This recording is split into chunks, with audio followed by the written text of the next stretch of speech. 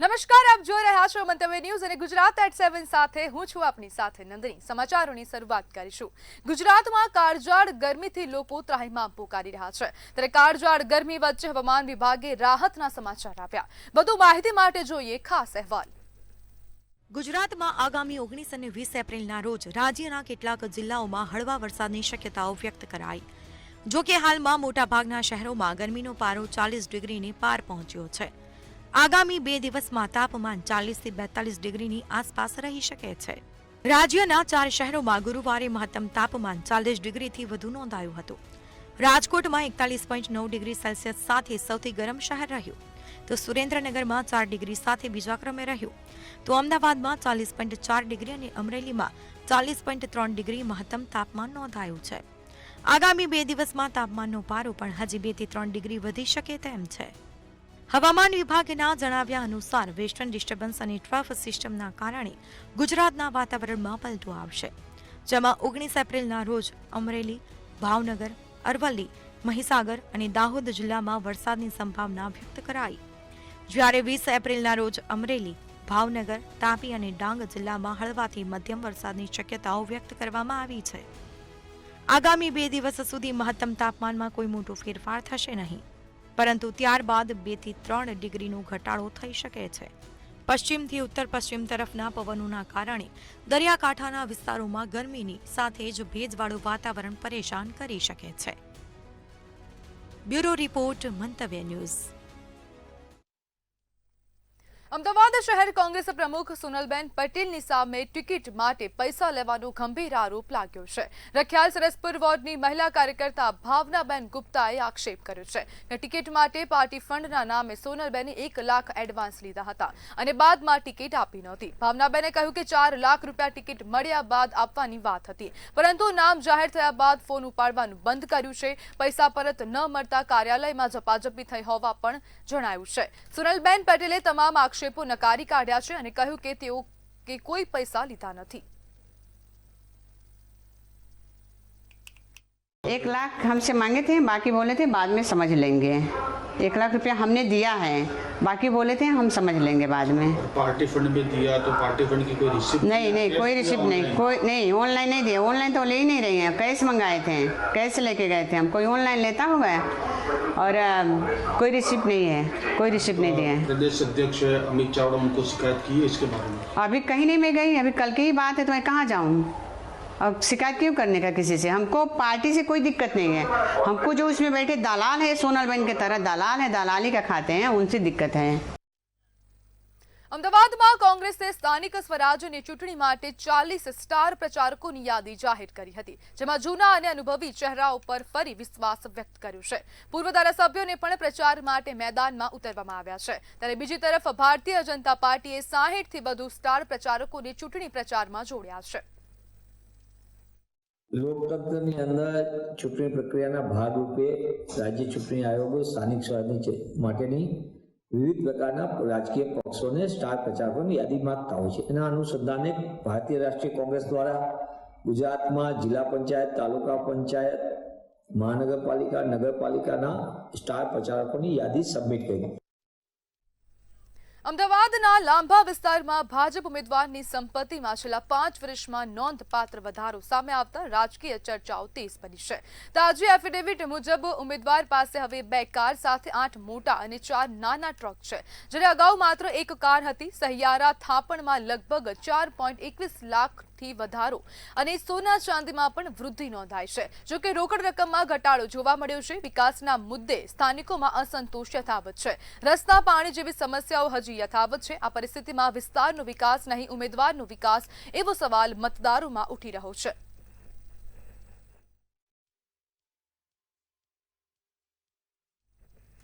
મહેસાણા મહાનગરપાલિકાની પ્રથમવાર યોજાઈ રહેલી ચૂંટણીમાં રાજકીય પાર્ટીઓને સમસ્યાઓનો સામનો કરવો પડી રહ્યો છે, જેમાં રોડ, પાણી અને ગટર જેવી પ્રાથમિક સમસ્યાઓથી પીડિતોની માંગણીઓ પોતાની સમસ્યા ઉકેલાય એ હોય છે। આ પરિસ્થિતિમાં વોર્ડ નંબર 12માં પણ સ્થાનિકોની માંગ છે કે રોડ, ગટર અને પાણીની સમસ્યાઓનો ઝડપી નિકાલ આવે, તો બીજી તરફ મનપામાં લોકપ્રતિનિધિના હોવાથી ચૂંટણી જંગમાં ઉતરેલા જનપ્રતિનિધિઓ સમસ્યા ઉકેલવાની ખાતરી આપી રહ્યા છે। ગટર લાઈન નહીં, ગટર લાઈન પ્રોબ્લેમ છે, રોડનો પ્રોબ્લેમ છે, બરોબર. બીજી ઇન્ટેલિજન્ટ ઘણા બધા પ્રોબ્લેમ છે, વર્ષોથી પ્રોબ્લેમ છે બધા. બરાબર, ગટર લાઈન ને પાણી મેઇન તો વસ્તુ છે, બરોબર છે. આ સુધી વર્ષોથી પ્રોબ્લેમ રહ્યા છે અહીંયા આગળ, તો એનો નિરાકરણ કોઈ આવતું નથી હજુ સુધી. પણ નગરપાલિકાએ કામ કર્યું છે અહીંયા આગળ, બરોબર છે, પણ હજી ચાલુ ઓન થયું નથી, બધું ઓન અંડર પ્રોસેસ છે બધું, પણ કોઈ લાઈન ગટર લાઈન જોડી નથી. બધા લોકો અહીંના જેટલા સોસાયટી વિસ્તાર છે ને બધા એ લોકો પાણી નદીમાં છોડે છે, વેસ્ટેજ બધું અહીંથી. તો અમારી માંગણી એવી છે કે તમે ગટર લાઈન પ્રોપર જોડી દો, તો તેથી બધાને સુવિધા મળી રહે ગટર લાઈનની. વોર્ડ 12માં અમારા વિસ્તારમાં આવતા કસ્બા વિસ્તાર છે, ત્યાં આગળ રોડનો જે પ્રશ્ન છે, પણ એ રોડની અંદર તમે જીયુડીસી વાળા અહીંયા ગટર લાઈનનું કામ કરેલું હતું, 20 મીટર ઊંડી ગટર લાઈન નાખેલી છે. તો સ્વાભાવિક છે કે વરસાદ જવા દેવો પડે, જેથી જે ભાગ બેસવાનો હોય બેસી જાય ને જે તકલીફ હોય ખબર પડે. પણ છતાં એના લોકોની માંગણી છે કે એક લેયર થઈ જાય તો સારું છે. તો કાલ સુધીમાં એક લેયર થઈ જશે. જનતાની માંગણી છે તો એ જનતાની માંગણી ભારતીય જનતા પાર્ટી હંમેશા પૂરી કરી છે અને કરતી રહેશે. વાવ થરાદ વિસ્તારમાં સ્થાનિક સ્વરાજ્યની ચૂંટણીને લઈને રાજકીય ગરમાવો વધ્યો છે, જ્યાં ભૂપેન્દ્ર પટેલ પ્રચાર માટે આવવાના છે. ધણીધર તાલુકામાં પ્રથમ વખત સીએમની હાજરીમાં ઢીમા ગામે વિશાળ જનસભા યોજાશે. તે પહેલા તેઓ મુશાળા ધણીધર ભગવાનના મંદિરે દર્શન કરશે. યશસ્વી પ્રધાનમંત્રી નરેન્દ્રભાઈ મોદી સાહેબ અને ગુજરાત રાજ્યના મુખ્યમંત્રી ભૂપેન્દ્રભાઈ પટેલ સાહેબ દ્વારા આ વિસ્તારને વાવ થરાદ જિલ્લા તરીકેની ભેટ આપ્યા. સાથે સાથે વાવમાંથી અલગ કરી અને ધરણીધર વિસ્તારને પણ તાલુકા તરીકેની ભેટ આપ્યા બાદ પ્રથમવાર ધરણીધર ખાતે આ રાજ્યના મુખ્યમંત્રી ભૂપેન્દ્રભાઈ પટેલ સાહેબ પધારી રહ્યા છે. ખેડા જિલ્લામાં નવરચિત ફાગવેલ તાલુકાની ચિખલોડ બેઠક પર અનોખી ઘટના બની છે. તમામ ઉમેદવારો એક સાથે ઉમેદવારી ફોર્મ પરત ખેંચતા ચૂંટણી પ્રક્રિયામાં પ્રથમ વખત આવું બન્યું છે. ચિખલોડ ગામને ફાગવેલ તાલુકામાં સામેલ કરવામાં આવતા શરૂઆતથી જ ગ્રામજનો વિરોધ કરી રહ્યા હતા. તેઓ ગામને કપડવંજ તાલુકામાં સમાવવાનો આગ્રહ રાખતા હતા અને આ માટે અગાઉ આંદોલન પણ કર્યું હતું. વારંવાર રજૂઆતો છતાં માંગણી સ્વીકારવામાં નહીં આવતા ગ્રામજનો દ્વારા બેઠક બોલાવી તમામ ઉમેદવારોને ફોર્મ પરત ખેંચવા વિનંતી કરવામાં આવી હતી અને અંતે તમામ ઉમેદવારોએ ફોર્મ પરત ખેંચ્યા અને ગ્રામજનોએ ચૂંટણીનો બહિષ્કાર નોંધાવ્યો છે. અમારો વિરોધ એ જ છે કે અમને કપડવંજ તાલુકામાં રહેવું છે, અમારે ફાગવેલ તાલુકામાં જવું નથી. અમારે ફાગવેલ તાલુકો બન્યો એનાથી અમારે કોઈ નિસ્બત નથી, પણ અમારું ગામ ચિખલોડ ગામને અથવા કપડવંજ તાલુકામાં રાખવામાં આવે એ જ અમારી ગામજનોની સૌની માંગણી છે. અમે છેલ્લા 3 મહિનાથી ધરણા ઉપર બેઠા છે, એટલે અમારી માંગણી એ જ છે સરકારશ્રીને કે અમને કપડવંજ તાલુકામાં રાખવામાં આવે. બસ અમારી એ જ માંગણી છે.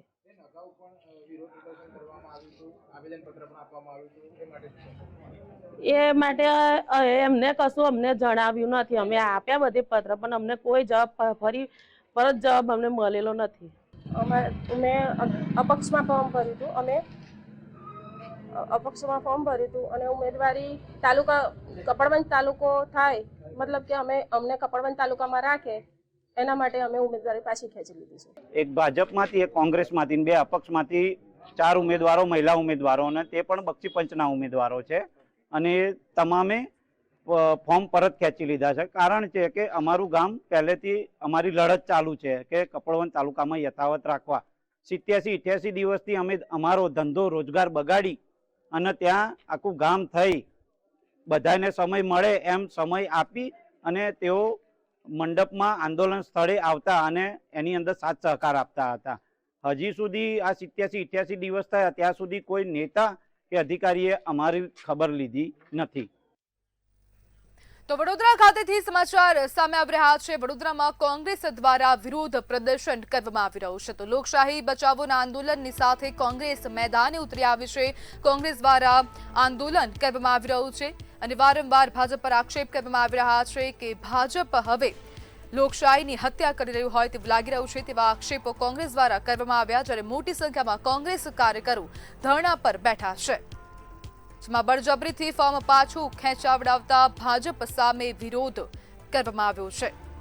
ત્યારે ભાજપે લોકશાહીનું ખૂન કર્યું છે તેવા ગંભીર આક્ષેપો કોંગ્રેસ દ્વારા કરવામાં આવ્યા છે. તો કોંગ્રેસ હવે લોકશાહી બચાવો સમગ્ર ગુજરાત રાજ્યમાં જે રીતે ભારતીય જનતા પાર્ટી સરકારી મશીનરીનો દુરુપયોગ કરીને સામ દામ દંડ ભેદ કરીને ષડયંત્રોને કાવા દાવા રચીને કોંગ્રેસના ઉમેદવારોના જેરી પર કેટલી જગ્યાએ ધાકધમકી, કેટલી જગ્યાએ લોભ લાલચ કરીને જે આ લોકશાહીનું ખૂન કરવાનો પ્રયત્ન કર્યો છે અને બિનહરીફ ચૂંટણી જીતાડવાનો જે કારસો ઘડ્યો છે એના વિરોધમાં સમગ્ર ગુજરાત રાજ્યમાં પ્રદેશ પ્રમુખ અમિત ચાવડા સાહેબની સૂચનાથી લોકશાહી બચાવો ધરણાનો કાર્યક્રમ રાખવામાં આવ્યો છે, જેના ભાગરૂપે વડોદરા શહેર કોંગ્રેસ દ્વારા મહાત્મા ગાંધીનગર ગૃહ ખાતે ગાંધીજીની પ્રતિમા પાસે અમે અહીંયા ધરણા પર બેઠા છે.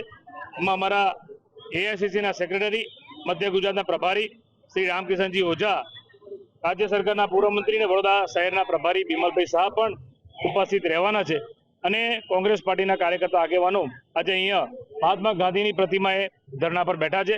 કારણ કે આ દેશમાં એવું લાગી રહ્યું છે કે જે રીતે મહાત્મા ગાંધીએ આ દેશને આઝાદી અપાઈ હતી અંગ્રેજોથી, પણ આજે આ દેશમાં આપણે બીજી આઝાદી લડાઈ લડતા હોય અને દેશ ગુલામી બાજુ જતો હોય.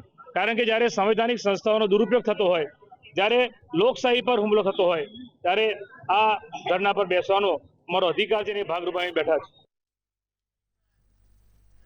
તો આરટીઈ ઓનલાઈન અરજી પ્રક્રિયાની સમય મર્યાદા વધારવામાં આવી છે. તો આ મહત્વપૂર્ણ સમાચાર સામે આવી રહ્યા છે. આરટીઈ કરશો તો હવે તેની જે સમય મર્યાદા. ગુજરાત હાઈકોર્ટમાં આજે 16 એપ્રિલે ડબલ જજની બેન્ચે આસારામ આશ્રમ દ્વારા દાખલ કરવામાં આવેલ અપીલને ફગાવી દીધી છે. આ સાથે જ અમદાવાદના મોટેરા વિસ્તારમાં બિહારના નવયુગ મુખ્યમંત્રીને જાનથી મારી નાખવાની ધમકી આપવાના કેસમાં અમદાવાદના સાણંદમાંથી આરોપીની ધરપકડ કરવામાં આવી હતી. માહિતી મુજબ આ મામલે બિહારના મુંગેર જિલ્લાના સંગ્રામપુર પોલીસ સ્ટેશનમાં ભારતીય ન્યાય સંહિતા 2023 હેઠળ ગુનો નોંધાયો હતો. કેસની ગંભીરતા જોતા બિહાર પોલીસે ગુજરાત પોલીસનો સંપર્ક કર્યો હતો. 15/4/2026 ના રોજ બિહારના મુંગેર જિલ્લાના સંગ્રામપુર પોલીસ સ્ટેશન ખાતે બિહારના જે નવનિયુક્ત ઓનરેબલ મુખ્યમંત્રી શ્રી છે એમને ધાકધમકી આપતા એક વ્યક્તિનો ફોન હતો એમના ઓફિસ ખાતે. તો એ બાબતે સંગ્રામપુર પોલીસ સ્ટેશને એફઆઈઆર નોંધવામાં આવી હતી બીએનએસ કલમ જે ક્રિમિનલ ઇન્ટિમિડેશન છે એના અંતર્ગત. વલસાડ કસ્ટમ્સ ડિવિઝન દ્વારા દરિયાઈ પેટ્રોલિંગ દરમિયાન મોટી કાર્યવાહી હાથ ધરવામાં આવી હતી. શંકાસ્પદ બોટને કોલકસી કોસ્ટ નજીક અટકાવી તપાસ કરતા 555 બોક્સમાં ભરેલી 18,672 દારૂની બોટલો ઝડપાઈ હતી. આ દારૂ દમણથી ગુજરાત તરફ દાણચોરી થતો હોવાનું સામે આવ્યું છે. સમગ્ર માલ સામાન સાથે બોટ અને 8 બુટલેગરોને ઝડપી પાડવામાં આવ્યા છે.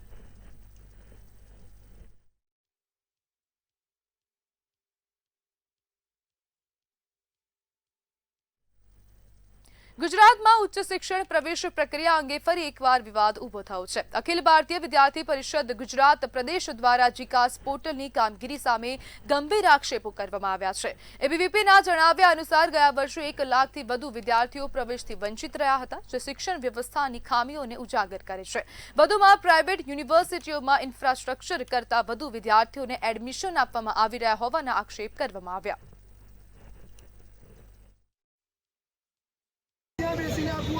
ચલાવી રહ્યા છે એવું ધ્યાનમાં આવે છે.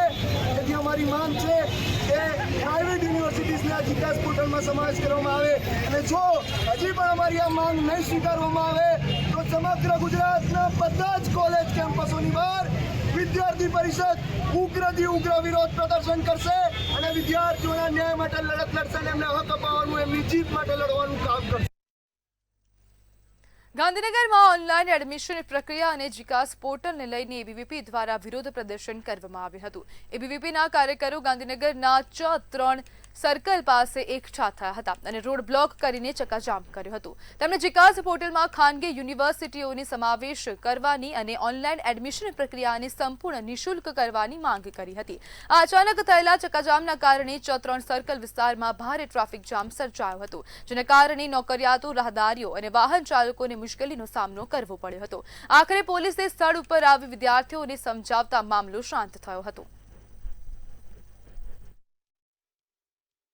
જીકાસ પોર્ટલને એક ધ્યાનમાં લઈને એબીવીપી દ્વારા ઉપર આવેદન આપવામાં આવી રહ્યું છે, જેમાં પ્રાઇવેટ યુનિવર્સિટીઓને ગવર્મેન્ટ યુનિવર્સિટીને જીકાસમાં એડ કરવી એક મેઇન મુદ્દો છે. કેમ કે પ્રાઇવેટ યુનિવર્સિટીમાં જ્યાં 3000 ની કેપેસિટી વાળી કોલેજો યુનિવર્સિટીઓ છે ત્યાં 13,000 પબ્લિક ભરવામાં આવે છે, જેના લીધે થઈને સ્ટુડન્ટના સ્ટડીમાં ને બધામાં આગળ બહુ મુશ્કેલી પડી રહી છે. જ્યારે જીકાસમાં પ્રાઇવેટ યુનિવર્સિટી નથી, ગવર્મેન્ટ યુનિવર્સિટી એડ કરવી એ બહુ મોટો વિષય બની જાય છે. બીજું કે જીકાસના એડમિશન ફોર્મમાં 300 રૂપિયાની ફીસ છે, જે બધા માટે થોડીક મુશ્કેલી હોય છે. એ ફીસને કાં તો નિઃશુલ્ક કરવામાં આવે કાં તો એને પછી ઓછી કરવી, એવું સરકારે એક ધ્યાન રાખવું જોઈએ. આમાં વિદ્યાર્થી પરિષદની મુખ્ય 2 માંગોના લીધે આ ધરણા પ્રદર્શન કરી રહેવામાં આવ્યું છે. પહેલી માંગ કે જે પ્રાઇવેટ યુનિવર્સિટીનો જે સમાવેશ છે એ જીકાસ પોર્ટલની અંદર કરવામાં આવે. આપ સૌના ધ્યાનમાં છે કે જે ગવર્મેન્ટ કોલેજો છે એનો સમાવેશ ખાલી જીકાસ પોર્ટલની અંદર કરવામાં આવે છે. તેથી જે સરકારી કોલેજો છે ખાલી છે અને જે પ્રાઇવેટ યુનિવર્સિટી છે, પ્રાઇવેટ કોલેજો છે એની સીટો ફૂલ થઈ ગઈ છે. અમુક કોલેજો એવી પણ છે કે જેની કેપેસિટી 3000 ની હોય પણ 13,000 વિદ્યાર્થીઓ જે પ્રાઇવેટ યુનિવર્સિટીમાં ભરવામાં આવે છે. વિદ્યાર્થી પરિષદની આની અંદર બીજી માંગ એવી છે કે જે 300 રૂપિયા ફી જે જીકાસ પોર્ટલ ફીના નામે ઉઘરાવવામાં આવે છે એ 300 રૂપિયા ફી નિઃશુલ્ક કરી દેવામાં આવે. કેમ કે આપ સૌના ધ્યાનમાં હશે કે જનજાતિના જે વિદ્યાર્થીઓ છે કે છેવાડાના ગામના વિદ્યાર્થીઓ છે તેમના માટે 5 કે 10 રૂપિયા એક બહુ મોટી કિંમત કહેવામાં આવે છે. કાં તો ફીસ નિઃશુલ્ક કરી દેવામાં આવે કાં તો ઘટાડી દેવામાં આવે. તો બનાસકાંઠાના પાલનપુર ખાતેથી સમાચાર સામે આવી રહ્યા છે. એબીવીપી દ્વારા કલેક્ટરને રજૂઆત કરવામાં આવી છે. તો મહત્વપૂર્ણ સમાચાર સામે આવી રહ્યા છે. બનાસકાંઠાના પાલનપુર ખાતેથી અખિલ ભારતીય વિદ્યાર્થી પરિષદની સ્પષ્ટ માંગ છે કે જીકાસ પોર્ટલની અંદર જે 300 રૂપિયા જે ફી લેવામાં આવે છે એ ફી કાયમ માટે બંધ કરવામાં આવે અથવા તો ઘટાડો કરવામાં આવે. જ્યારે સરકાર એવું કહી રહી છે કે દીકરીઓને મફત ભણાવવાનું, એની સામે જીકાસ પોર્ટલ 300 રૂપિયા એડમિશનની રજિસ્ટ્રેશન ફી લે છે. તો એ આ એડમિશન જે ફી લે છે એ તદ્દન બંધ કરવામાં આવે. અને સરકારને પણ આપના માધ્યમથી અને કલેક્ટરશ્રીને આજે આવેદનપત્ર આપીને અમે સરકારશ્રીને પણ આહવાન કરીએ છીએ કે જીકાસ પોર્ટલના લીધે પણ આપની છાપને લઈને છબરડા ઉડી રહ્યા છે. જેથી આપ આ વિષયને લઈને આ ખાડા કાન ના કરો. અને અખિલ ભારતીય વિદ્યાર્થી પરિષદની સ્પષ્ટ માંગ છે કે આવની જીકાસ પોર્ટલની અંદર પ્રાઇવેટ યુનિવર્સિટીઓનો પણ સમાવેશ કરવામાં આવે, જેથી ગવર્મેન્ટ યુનિવર્સિટી અને પ્રાઇવેટ યુનિવર્સિટી બંને વચ્ચે સમાનતા જળવાઈ રહે અને વિદ્યાર્થીઓ જોડે અન્યાય ના થાય. પાલનપુર કોર્ટને જગાણા ખાતે ખસેડવાના નિર્ણયના વિરોધમાં વકીલોએ ધરણા યોજ્યા છે. 1000થી વધુ વકીલોએ કોર્ટ સંકુલમાં કામકાજ બંધ રાખીને વિરોધ નોંધાવ્યો હતો. વકીલોના જણાવ્યા મુજબ કોર્ટ જગાણા ખસેડવાથી વકીલો, અરજદારો અને સામાન્ય લોકોને ભારે મુશ્કેલીઓનો સામનો કરવો પડશે. આ નિર્ણય વ્યવહારિક રીતે યોગ્ય નથી અને ન્યાય પ્રક્રિયામાં અવરોધ ઊભો કરશે એવી દલીલ પણ કરવામાં આવી. ધરણા દરમિયાન વકીલોએ શાંતિપૂર્ણ રીતે વિરોધ વ્યક્ત કર્યો અને નિર્ણય પાછો નહીં લેવાય તો ઉગ્ર આંદોલનની ચીમકી આપી છે. મિર્ઝાપુરમાં સગીરા સાથે દુષ્કર્મના ગંભીર કેસમાં પોક્સો કોર્ટે કડક ચુકાદો આપ્યો હતો. કોર્ટે આરોપી કૌશિકસિંહ મકવાણાને 25 વર્ષની કેદની સજા ફટકારી હતી. સાથે જ ₹88,000નો દંડ અને પીડિત બાળકને 3 લાખ રૂપિયાનું વળતર ચૂકવવાનો આદેશ કર્યો હતો.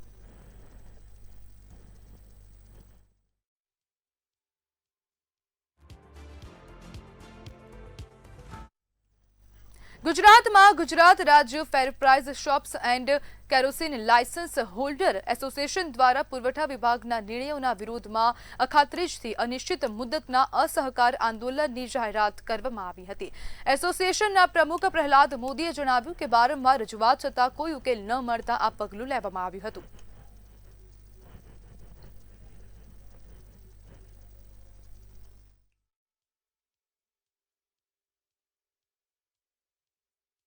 ગુજરાતના વ્યાજબી ભાવના દુકાનદારોને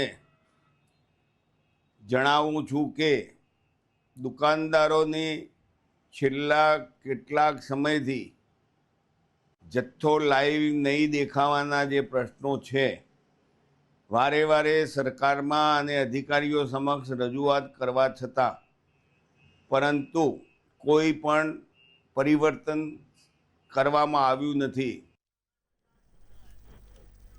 અમદાવાદ શહેરના અલગ અલગ વિસ્તારમાંથી બ્રિજ નીચેથી બાઇક ચોરી કરતી એક ગેંગ સોલા પોલીસે ઝડપી પાડી છે.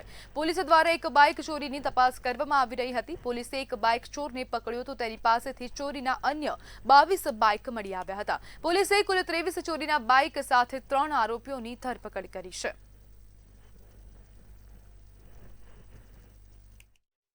ગોપાલ નામનો આ વ્યક્તિ અવારનવાર આ વિસ્તારમાં ફરતો હોય છે.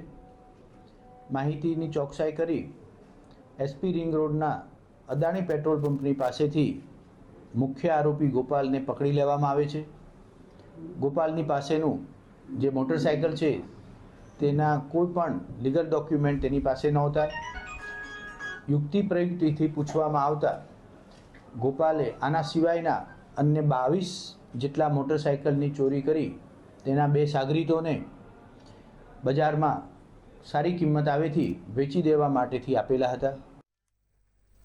અમદાવાદને વર્લ્ડ હેરિટેજ સિટીનો દરજ્જો મળ્યો છે, ત્યારે વર્લ્ડ હેરિટેજ દિવસની ઉજવણીમાં ઐતિહાસિક વાવની દયનીય હાલત જોવા મળી રહી છે. ઐતિહાસિક સ્થળ દાદા હરીની વાવની હાલત હાલ ખૂબ જ દયનીય બની ગઈ છે. એક તરફ જ્યાં હેરિટેજ દિવસ નિમિત્તે શહેર પોતાની ઐતિહાસિક ધરોહર પર ગૌરવ અનુભવતું હોય છે, ત્યાં બીજી તરફ આ મહત્વપૂર્ણ વાવ ગંદકી અને બેદરકારીનું જીવંત ઉદાહરણ બની ગઈ છે.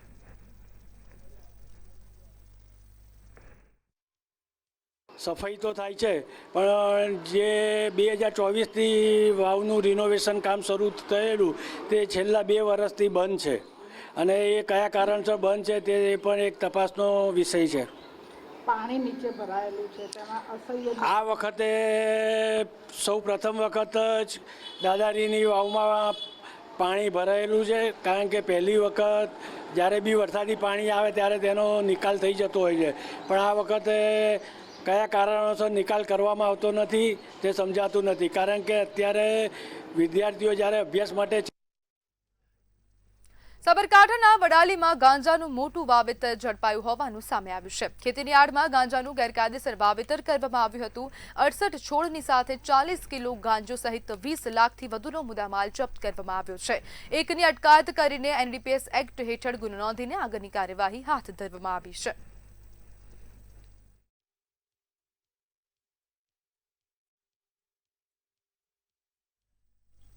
બિહારના સીએમને મારી નાખવાની ધમકીનો મોટો ખુલાસો થયો છે. નવનિયુક્ત સીએમ સમ્રાટ ચૌધરીને ફોન પર ધમકી આપી હતી, ત્યારે આ ધમકી મામલે અમદાવાદના સાણંદના નિધરાડમાં રહેતા શેખર યાદવ નામના યુવકની ધરપકડ કરવામાં આવી છે. પોલીસ દ્વારા તાત્કાલિક એક્શન લઈ આરોપીને દબોચી લેવામાં આવ્યો છે અને સમગ્ર મામલે વધુ તપાસ હાથ ધરાઈ છે.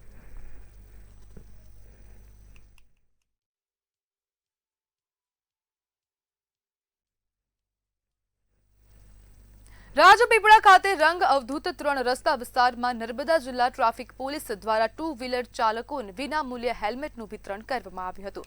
આ કાર્યક્રમ દરમિયાન વાહન ચાલકોને ટ્રાફિક નિયમો અંગે સમજણ આપવામાં આવી અને ફરજિયાત હેલ્મેટ પહેરવા તેમજ સીટ બેલ્ટના નિયમોનું પાલન કરવા અપીલ કરવામાં આવી હતી.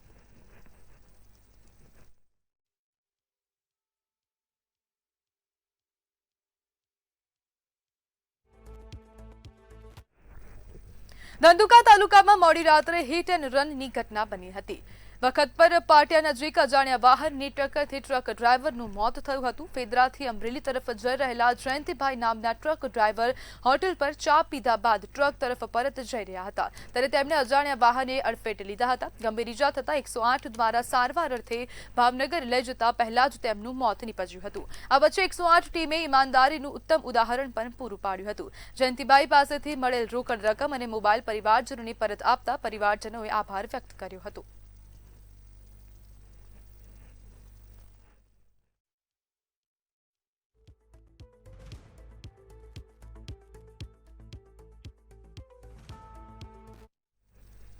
થરાદના ડોડગામ ગામે પોતાના મામાના ઘરે રહેતા એક સગીર સહિત 3 આશાસ્પદ બાળકોના તળાવના પાણીમાં ડૂબી જવાથી કરુણ મોત નીપજ્યા છે. 14 વર્ષનો વિપુલ ગામના તળાવ પાસે ગયો હતો. રમતા રમતા અચાનક વિપુલનો પગ લપસતા તે ઊંડા પાણીમાં ગરકાવ થયો હતો. પોતાના માસીના દીકરાને ડૂબતો જોઈ તેની માસીની 2 દીકરીઓ તેને બચાવવા માટે તળાવમાં કૂદી હતી. જોકે કમનસીબે પાણી ઊંડું હોવાથી